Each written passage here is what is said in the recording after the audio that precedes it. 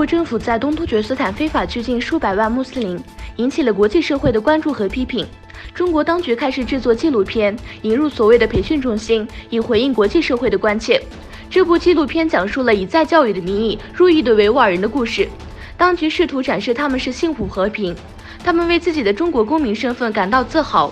这些纪录片将在东突厥斯坦的国家频道播放，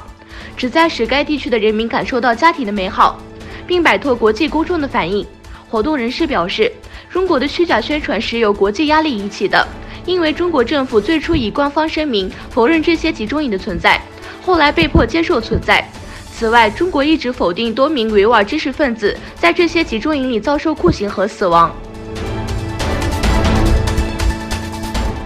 美国总统唐纳德·特朗普就与中国的关系问题警告以色列总理本雅明·内塔尼亚胡。据以色列13频道电视台报道的消息，特朗普3月25日在白宫与内塔尼亚胡会晤时警告，以色列与中国的关系可能会破坏华盛顿特拉维夫的安全合作。此外，美国国务卿蓬佩警告，以色列对中国的债务陷阱，外交持谨慎态度。拥有800多年历史的法国巴黎圣母院大教堂周一发生大火，其标志性箭塔更在烈焰下倒塌。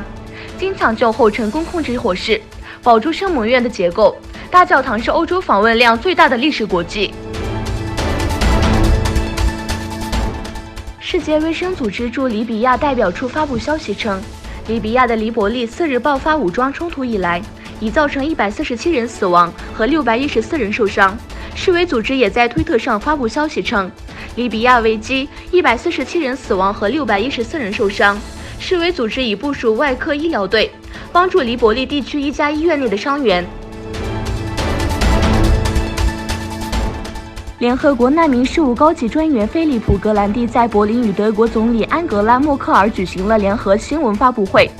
在新闻发布会上，格兰蒂说，他和总理默克尔审查了世界各地流离失所的难民的情况，强调他们非常担心利比亚。利比亚的紧张局势加剧，正如我们在2011年看到的那样，更多的人可能会造成流离失所。格兰蒂说。